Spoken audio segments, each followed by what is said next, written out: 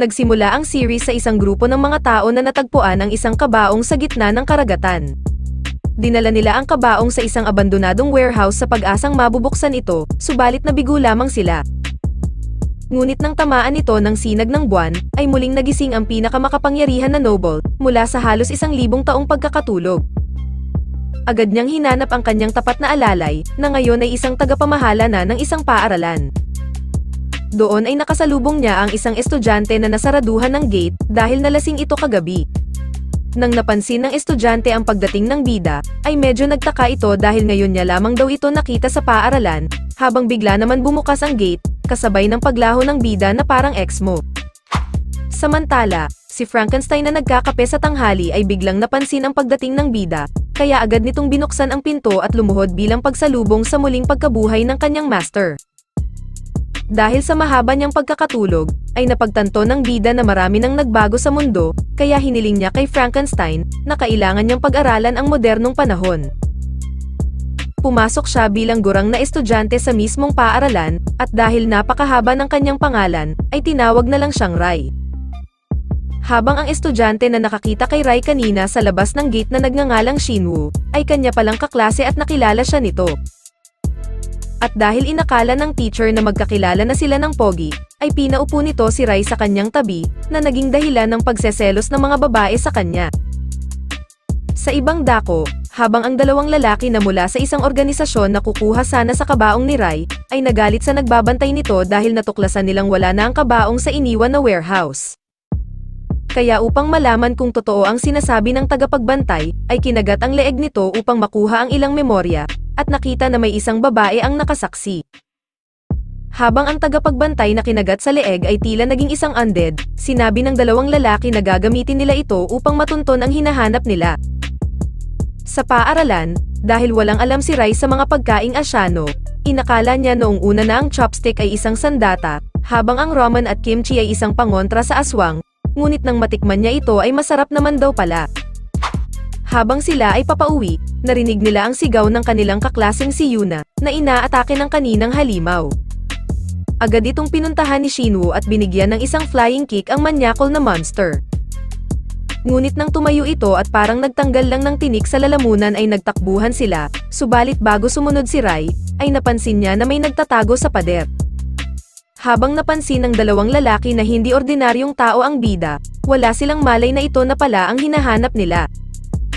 Kaya habang nagpaplano sila ng sunod nilang aksyon, ay bigla silang binisita ng kanilang mga superior na naguutos sa kanila na hanapin ang kabaong. Habang tinuturing sila ng mga ito na parang mga basura, binantaan sila na kailangan na nilang hanapin ang misteryosong kabaong, kundi sila ay papatayin. Lumalabas na ang dalawang lalaki na nagngangalang M21 at M24 ay resulta ng isang eksperimento ng isang organisasyon na tinatawag na Union. Layunin ng organisasyon na mag-develop ng superhuman powers, tulad na lamang nila M24 na isang vampira, habang si M21 na isang werewolf demon. Subalit dahil ang kanilang mga eksperimento ay hindi makatao, ito ang nagtulak kay M21 na gumawa ng sikretong plano, na nakawin ang laman ng kabaong upang gamitin laban sa organisasyon, para sa kanilang mga kasamahang pinaslang. Matapos ang ilang araw ng paghahanap sa kabaong, ay muli nilang nakita ang mga bida. Subalit habang pinagmamasdan nila ang mga ito, ay nagulat si M21 nang biglang magkasalubong ang mga mata nila ni Rai. Bigla naman dumating ang kanilang mga boss na nagbigay ng utos na iligpit sila Shinwoo, dahil nalaman na ng mga ito ang sikreto ng kanilang organisasyon. Kaya habang pauwi ang magkakaklase ay dito na sila hinarang ng pangit, kasabay ng pagdating ni M21 upang patulugin at madakip sila. Subalit sinabi ni M21 na mayroon pa daw ang mga itong isang kaklase, na kailangan din nilang madakip. Samantala, habang nagkwekwentuhan ang dalawa tungkol sa COD, ay biglang nakatanggap ng kakaibang text message si Frankenstein mula kay Shinwoo. Bagamat hindi klaro ang mensahe ay alam nilang nasa peligro sila Shinwoo, kaya agad silang tumalon sa sinag ng buwan upang hanapin ang mga ito. Habang dinala ang mga estudyante sa isang abandonadong gusali, ipapakain na sana sa halimaw sina Yuna at Ikan, ngunit agad na pinigilan ito ni Shinwoo at nagawa nilang makatakbo. Dahil dito ay nagalit ang kanilang boss na si Jake, at pinunit niya ang wala daw silbing halimaw sa kahinabol ang mga estudyante.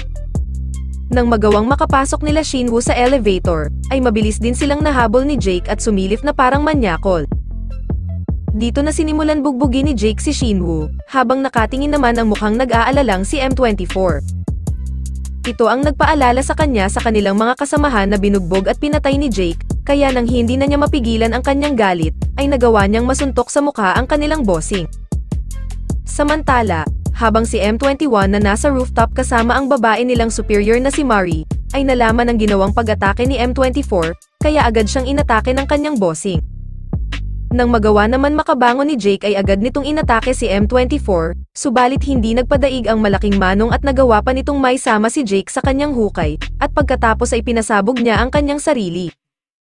Habang nagsimula na din ang labanan sa bubungan ng mga aswang, sinubukan ni M21 na sumabay kay Mari, ngunit ipinakita lamang nito sa kanya kung sino ang superior sa kanilang dalawa.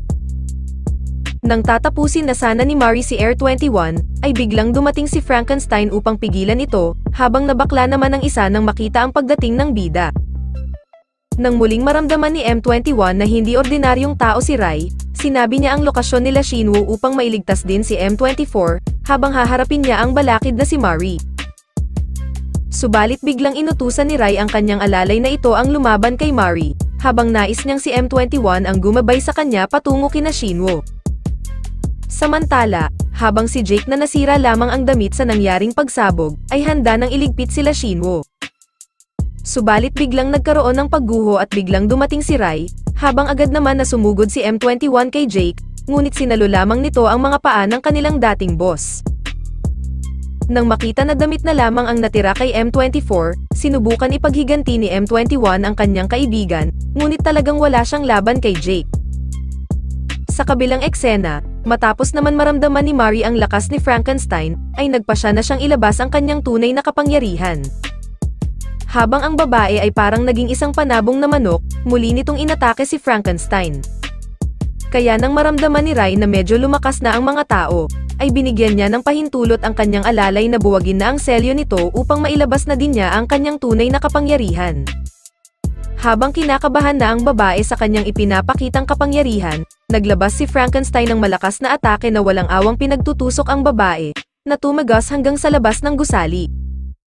Samantala, habang si Rai na lamang ang natitirang nakatayo, nilapitan ito ni Jake at iniisip na naduduwag sa kanya ang bida, gawa ng hindi ito makatingin sa kanya.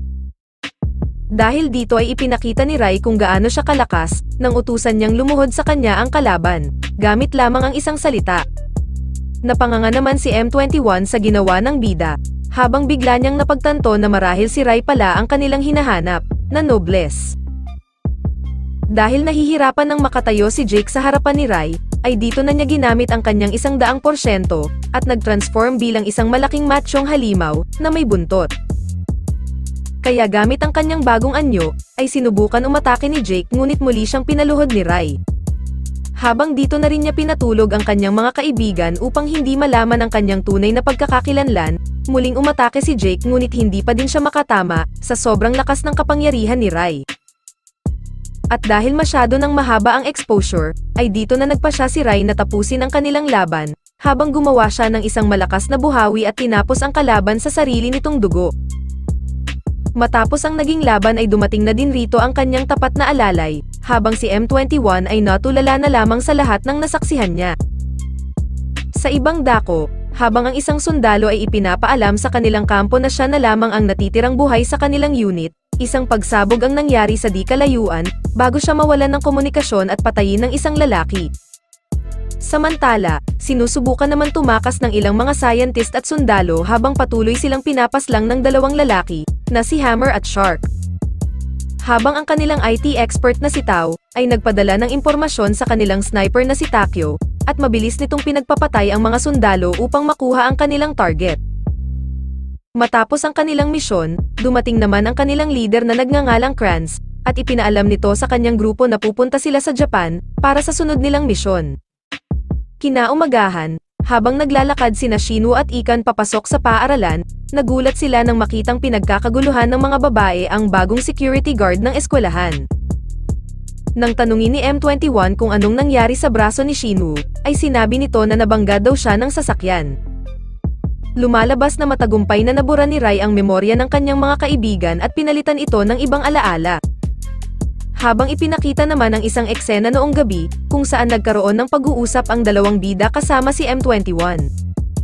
Doon ay ipinaliwanag ni M21 ang tungkol sa organisasyon na The Union, habang siya kasama si M24, ay isa lamang sa mga eksperimento ng organisasyon, upang maging alalay sa misyon nila Jake at Mari. Dahil dun ay napagtanto ni Frankenstein, na wala nang mapupuntahan pa si M21 at paniguradong babalikan siya ng nasabing organisasyon upang patayin, kaya inalok niya na lamang ito na manirahan sa kanilang bahay, bilang pasasalamat sa pagligtas sa kanyang mga estudyante. Subalit dahil hindi ito magiging libre at kailangan niya ng pamalit kay Manong na nag-awol, ay ginawa niyang bantay ng paaralan ang aswang.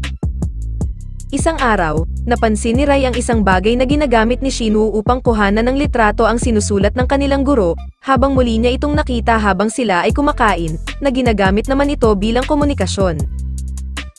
Kaya nang ayain siya ni Ika na sumama sa kanilang bahay upang maglaro ng ML, naalala nila na wala nga palang cellphone si Rai upang magpaalam sa principal.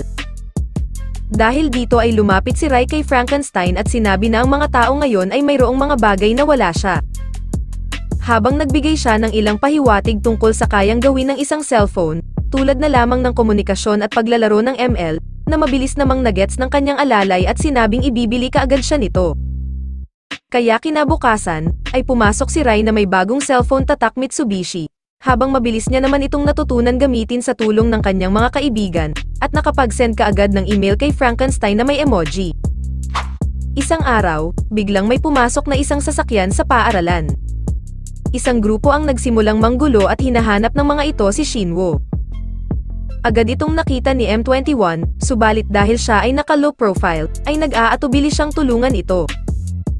Kaya nang makiusap rito ang matandang janitor upang ang mga ito ay umalis, hindi ito nagustuhan ng lalaki at sinubukan suntukin ang matanda, subalit biglang dumating si Shinwoo at sinangga ang suntok. Nagagalit pala ang lalaki kay Shinwoo, matapos siyang mapagkamalan na dinidiskartehan niya ang bibe nito. Subalit ipinaliwanag ni Shinwoo na tinulungan niya lamang ang babae nang muntik na itong masubsob habang papatawid.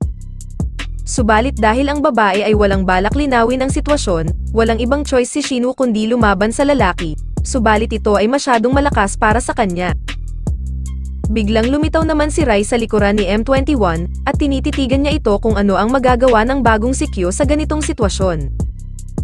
Kaya nang muling pumagitan rito ang matandang janitor, ay dito na lumapit si M21.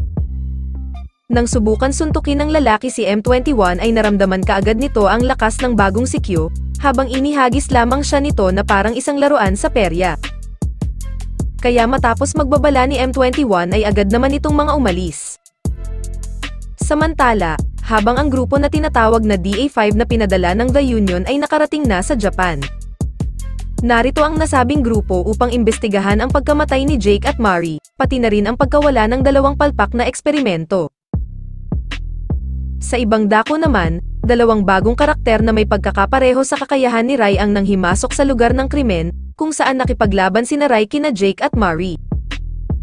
Habang narito ang mga ito upang mag-imbestiga, napagtanto nila na may mga modified human na sangkot sa labanan, at patuloy nilang susundan ang lead. Pumunta ang mga ito sa paaralan na nakasuot ng uniforme, habang napansin naman ni M21 na may pagkakapareho ang mga mata nito katulad ng kay Rai. Nagpasama sa kanya ang dalawa patungo sa opisina ng tagapamahala, habang agad naman na nalaman ni Frankenstein na ang mga ito ay hindi ordinaryong tao. Matapos makaalis ni M21 sa silid, ay sinubukan kontrolin ng pandak si Frankenstein na katulad ng kapangyarihan ni Rai, at inutusan ito na nais nilang maging estudyante sa kanyang paaralan. Habang napagtanto ni Frankenstein na hindi siya kilala ng mga ito, nagkunwari na lamang siyang tumalab sa kanya ang kapangyarihan at agad na ipinaalam ito sa kanyang master. Habang makakasama ng mga bida ang mga bagong salta sa kanilang klase, ipinakilala ng mga ito ang kanilang mga sarili bilang Regis at Sera. Subalit bigla na lamang naramdaman ng pandak ang malakas na aura mula kay Rai, na ngayon lamang siya nakaramdam mula sa isang tao. At dahil pareho silang mga dayuhan tulad ni Rai, si Shinwoo na naman ang naatasan upang tulungan silang makapag-adjust sa buhay sa Japan. Subalit habang sila ay sabay na kumakain, napansin ni Shinwoo na tila ang kanyang tropa ay naaakit sa bebot nilang kasama, kaya inaya niya si Rai na pumana ng mga puso mamayang uwian. Samantala, habang pauwi mula sa paaralan, napag-usapan nila Frankenstein at M21 ang tungkol kay Regis at Sarah. Kahit hindi sabihin ni Frankenstein ay alam ni M21 na ang mga ito ay isang noble, isang bagay na nais makuha ng Union, dahil ito ay may kapangyarihan na higit sa kaalaman ng kanilang organisasyon. Subalit dahil wala nang iba pang alam na detalye si M21 tungkol sa nobles, ay naikwento na din ni Frankenstein ang kasaysayan ng mga noble, isang makapangyarihan na nilalang na nagpoprotekta sa mga tao noong unang panahon. Nang makauwi sila ng bahay, ay nagulat si Frankenstein nang makita na may mga bisita pala ang kanyang amo, habang nagulat din sila Shinwoo na doon din pala nakatira sa kanila ang security guard. Dahil doon, ay napagtanto nila Shinwoo na napakabait daw pala talaga ng principal, kaya iminungkahi niya na dito na rin tumira sila Regis at Sarah, since wala pa ang mga itong matutuluyan. Wala nang nagawa rito si Frankenstein dahil wala naman itong problema sa kanyang master. Kalaunan, habang sila ay naguhugas, nag-alok si Sarah ng maaari niyang maitulong, subalit napansin niya ang isang tato sa braso ni M21. Agad niya itong sinabi kay Regis at naniniwala siyang ito ang simbolo ng Union sa mga experimental subject nito. Habang naniniwala sila na may kinalaman si M21 sa pagkawala ng kabaong, nilapitan ito ni Regis pagkatapos ng klase. Samantala, habang naglalakad naman pauwi ang mga bida, ay binalikan si Shinwoo ng kanyang mga nakaaway upang gumanti, habang ang isa ay tinutukan ng kutsilyo si Rai. Dahil alam na umano ni Regis na isang modified human si M21, ipinahayag niya ang kanyang pagkasuklam sa mga taong isinuko ang kanilang pagkatao, para lamang sa kapangyarihan. Nang magsimula nang magtanong si Regis kung may kinalaman ba ang Union sa pagkawala ng kabaong, doon napagtanto ni M21 na pakay din pala nila Regis ang laman ng kabaong. Kaya nang sabihin ni M21 na Deadpool na ang nagnakaw ng kabaong, ay dito na siya ginamitan ng mind control ni Regis ngunit hindi ito tumalab sa kanya. Ito ay humantong sa isang away sa pagitan nila, ngunit agad din itong natigil nang biglang kausapin si Regis ni Sarah, upang ipaalam ang kasalukuyang sitwasyon nito. Habang present din ang bumugbog sa kanya noong nakaraan, sinimulan ni Shinwoo kalabanin mag-isa at patumbahin ang lahat ng lalaki na sumusugod sa kanya. Habang chill lang ang nobles sa Gedli, bigla naman dumating ang dalawa at sasali sana si Regis sa Rumble, ngunit pinigilan siya ni M21. Nagulat si Regis sa fighting spirit ni Shinwoo, habang ipinaliwanag ni M21 na mas lumalaban ang mga tao kapag mayroon silang isang bagay na pinoprotektahan.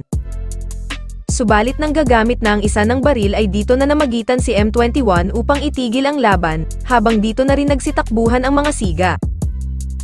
Sa ibang dako, sa ginawang pag-iimbestiga ng DA5 para sa kanilang misyon, napag-alaman nila na parte sina M21 at M24 sa ginawang misyon ni Jake at Mari. Kaya nang magbigay ng utos si Kranz na hanapin ang mga ito, nagawang mahanap ni Tao ang kinaroroonan ni M21, subalit hindi niya makita ang impormasyon tungkol kay M24. Gayunpaman, inatasan ni Kranz sina Hammer at Shark na dakipin si M21. Sa gabi ding iyon, habang si Ikan ay gumagawa ng isang security check para sa kanyang uncle na pulis, napansin niya na may isang hacker na nakapasok sa system ng pulisya. Habang hindi nagpatinag si Ikan at pinadalhan niya ito ng isang virus, lumalabas na si Tao pala ang hacker, at ikinatuwa nito na may malupit daw palang IT ang pulisya. Dito na nagsimula ang palitan nila ng hacking, hanggang sa biglang dumating si Shinwoo at aksidente nitong nahila ang cord ng laptop, habang nagtaka naman si Tao dahil biglang nawala ang kanyang kalaban. Direkta niyang kinontak si Ikan upang itanong kung anong nangyari, ngunit dahil ito ay umalis upang kausapin ang kanyang uncle, si Shinwoo ang nag-reply rito. Noong una ay inakala ni Shinwoo na nakikipag-chat si Ikan sa isang babae, subalit hindi nagtagal ay nalaman niya na isa pala itong lalaki, at napaiyak dahil bakla daw pala ang kanyang tropa. Kinabukasan, ibinigay ni Frankenstein kay M21 ang isang card, kung saan nakadeposito ang lahat ng kanyang sahod bilang isang bantay.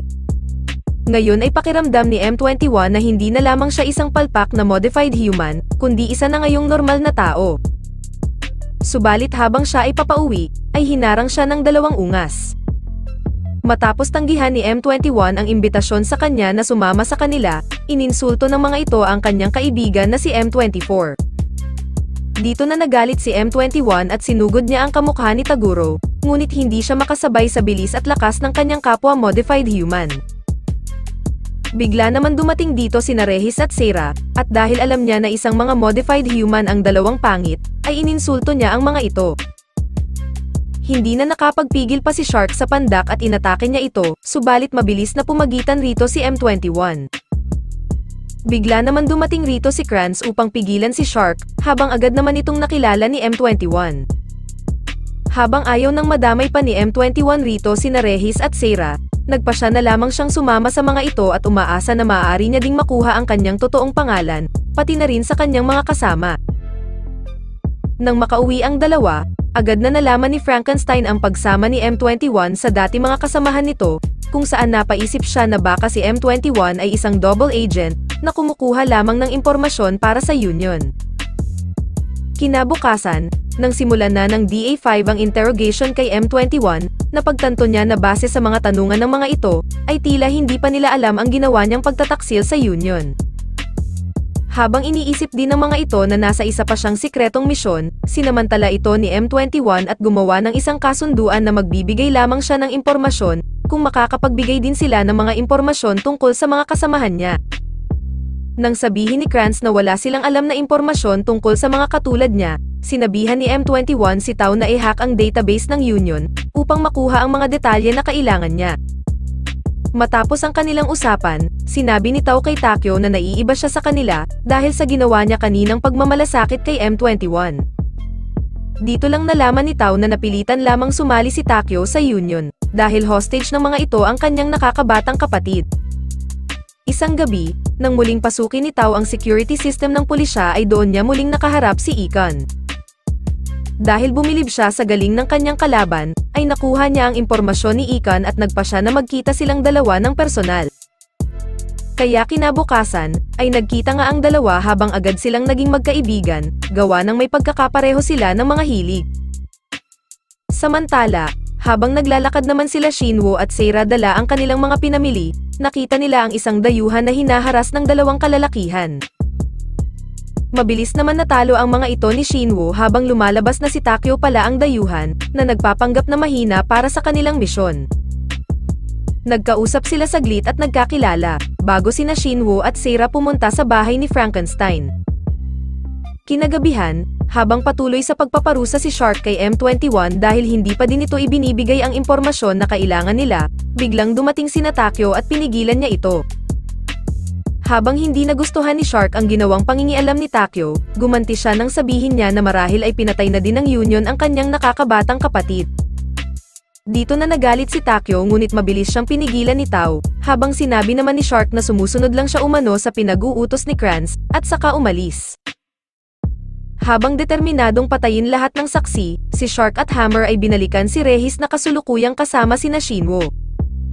Subalit agad naman silang napansin ni Regis sa di kalayuan, kaya mabilis siyang naglaho sa tabi nila Shinwo upang harapin ang dalawa sa parke. Nang magsimulang maglaban ang dalawa, agad na napagtanto ni Shark na hindi ordinaryong tao si Regis, kung saan napaisip siya na baka ito ang tinatawag na nobles. At dahil malaki ang agwat ng kanilang lakas, uminom si Shark ng isang gamot at biglang nagbago ang kanyang katawan, na parang naging Taguro. Habang lalong bumilis, lumakas, at hindi na rin tumatalab kay Shark ang mind control ni Regis, dito na inilabas ng pandak ang kanyang tunay na lakas, na sa sobrang bilis ay hindi nakita ng kalaban ang kanyang atake. Subalit napatigil na lamang si Regis nang makita niyang walang malay sina Shinwo at Ikon, na bihag ni Hammer. Dahil dito ay wala nang nagawa si Regis kundi sumama sa kanila, kaya nang dumating sina Kranz kasama si M21, ay nakita nila ang tatlo na mga walang malay. Nang unang magising si Regis, binalaan agad siya ni Shark na kung susubukan niyang gumawa ng kahit ano, ay papatayin nito ang kanyang mga kaibigan. Samantala, habang hinihintay nila ang pagdating ng iba pang estudyante, biglang naramdaman ni Sarah na may nangyaring masama kay Regis, dahil sa mental connection nilang dalawa. Kaya matapos itong sabihin ni Sarah sa dalawa ay agad siyang umalis upang hanapin si Regis, habang napagtanto din ni Frankenstein na baka nadamay din sila Shinwo at Ikon, dahil sabay dapat silang dumating rito. Habang agad na natuklasan ni Sarah ang kinaroroonan ni Regis, ang dalawang bida ay palihim na sumunod sa kanya. Kalaunan, nang magising na rin sina Shinwoo at Ikan, ay agad nilang napansin sina Tao at Takyo. Kaya habang pareho silang nagtataka kung bakit ang mga ito ay nandito, sinipa ni Shark si Ikan at doon na din nila nakita si M21. Agad na itinanggi ni M21 ang anumang koneksyon niya sa dalawa, at patuloy sa pagtanggi na ibigay ang impormasyon na kailangan ng grupo sa kanya. Kaya nang napagtanto ni Shark na wala naman palang saysay ang pagdakip nila sa mga estudyante, ay naisipan niya na tapusin na lamang ang mga ito isa-isa, ngunit mabilis na humarang si Regis upang ipakita ang dapat mapagtanto ni M21. Samantala, habang busy ang lahat, napansin ni Taba na naubos na pala ang kanyang Nakma, kaya nang lumabas siya upang kumuha ulit ng mga ito, ay nakasalubong niya si Sera. Nang makilala ito ni Taba na bilang kasamahan ni Regis, agad siyang umatake ngunit walang talab ito kay Sera, habang nadaganan naman siya ng gumuho na pader. Dahil sa nangyaring pagsabog, inutusan ni Kranz si Takyo na tignan ito, habang patuloy naman ang pagpapahirap ni Kranz kina Shinwoo. Kaya habang si M21 ay dinadalaw ng konsensya kung dapat ba niyang iligtas sila Shinwoo o alamin ang pangalan ng kanyang mga kasama, isang paalala ang ginawa sa kanya ni M24. Kaya bago pa man mawala ng hininga si Shinwoo, ay piniling iligtas ni M21 ang mga bata at sinabi kay Regis na siya na ang bahala sa kasunod. Samantala, nang maligaw si Sera sa isang bodega, muli niyang nakita ang Taba na uminom na rin ng cobra at may dala pang boga. Muling umatake si Hammer ngunit ang atake nito ay wala talagang talab kay Sera, habang doon na rin inilabas ni Sera ang kanyang soul weapon na Death Side, at tinapos ang Taba sa isang atake lamang. Nang makarating naman ang dalawa sa kinaroroonan ng lahat, ay sinalubong sila ni Takyo. Hinimok ni Frankenstein si Rai na magpatuloy, habang hinarap niya ang gunner ng DA5 at agad niyang ipinakita ang kanyang kapangyarihan rito. At dahil malayo ang agwat ng kanilang lakas, ay dito na rin uminom si Takyo ng gamot at agad niyang ipinakita ang kanyang bagong bilis. Habang bumilis at tila lumakas nga si Takyo, nagkamali ito nang sinabi nito na isusunod niyang patayin si Rai.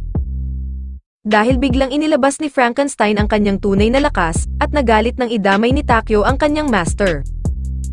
Habang ang unang atake ay hindi niya nakita, sinundan pa ito ng ilan pang malalakas na atake na hindi maiwasan ni Takyo. Subalit dahil determinado si Takyo na mabuhay upang iligtas ang kanyang kapatid, ay sinusubukan niyang lumaban ngunit masyadong malakas para sa kanya si Frankenstein. Kaya nang tuluyan ng tapusin ni Frankenstein ang kanilang laban ni Takyo, ay bigla naman dumating si Sera at nakita ang kanyang tunay na kapangyarihan. Habang pinutol ni Takyo ang kanilang usapan at nakiusap na iligtas nila si Shinwoo, ay nagbago ang isip ni Frankenstein na iligpit siya at hinayaan siyang mabuhay. Samantala, kahit alam ni M21 na wala siyang laban sa kamukha ni Taguro, ay sinusubukan pa rin niyang lumaban at pilit pinoprotektahan ang mga bata. Kaya bago pa man tapusin ni Shark si M21 ay hindi na rin nakapagpigil pa si Regis, at binigyan ng malakas na atake ang kalaban. At kahit pa uminom na ng cobra si Shark ay hindi na ito pinagbigyan pa ni Regis, at tuluyan ng binugbog ang kalaban.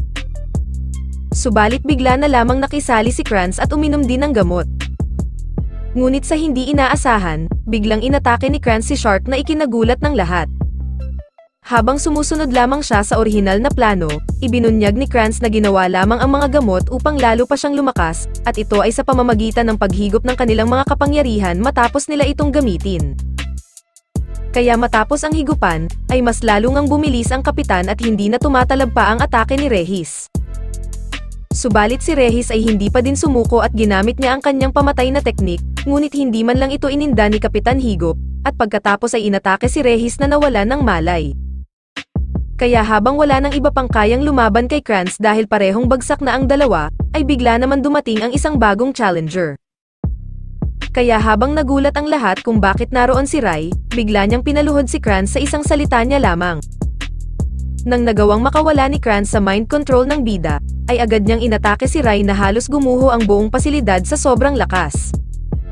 Subalit ikinagulat nila nang makitang madali lamang itong pinigilan ni Rai, habang sa isang salita niya lamang ay biglang lumipad ang kalaban. Habang hindi tumatalab kay Rai ang kahit anong atake ni Kranz, doon na niya inutusan si Tao na inumin na ang gamot upang mahigop niya ito at lalo pa siyang lumakas. Sa paniniwala na ito ang kanyang kapalaran, sumunod si Tao sa pinag-uutos ni Kranz ngunit nakiusap si Ikan kay Rai na pigilan ito, dahil isa ito sa mga nais na magligtas sa kanila kanina. Kaya nang sabihin ni Kranz na uunahin niyang patayin si Icon dahil masyado itong maingay, ay doon na nagbago ang isip ni Tao at nagpasya siyang protektahan na lamang ang mga bata. Dahil doon ay nagpasya na lamang si Kranz na patayin ang dating kasama, subalit bigla itong pinahinto ni Rai at hindi nagawang makagalaw, dahilan upang makawala si Tao. At sa huling atake na gagamitin ni Rai, ay biglang may mga lumutang na dugo sa buong paligid, kung saan agad itong nakilala ni Regis bilang iilan lamang ang kayang makagawa ng ganitong teknik, na tinatawag na blood field. Kaya nang sabihin ni Rai na tatapusin na niya ang laban gamit ang sariling dugo ni Kranz, ay nagpakawala siya ng isang tila buhawi na puno ng dugo, at tinapos ang kalaban sa ilang segundo lamang. Nagising si Takyo sa bahay nila Frankenstein at nakita niyang kasama niya rito si M21, habang natuklasan niya din na maayos ang lagay nila Shinwoo at Icon. Kinagabihan, habang iniisip ni M21 na napakahina niya dahil bukod sa wala siyang nagawa para sa kanyang mga kasama, ay nilagay pa niya sa peligro ang mga buhay ng mga bata. Subalit biglang dumating si Rai at sinabi sa kanya na hindi siya mahina, dahil nararamdaman nito ang isang malakas na kapangyarihan sa katawan niya. Kaya gamit ang dugo ni M21, ipinakita ni Rai ang tunay niyang lakas at biglang nagbago ang kanyang anyo bilang isang werewolf demon. Agad naman siyang bumalik sa normal at muli siyang pinaalalahanan ni Rai na hindi siya mahina.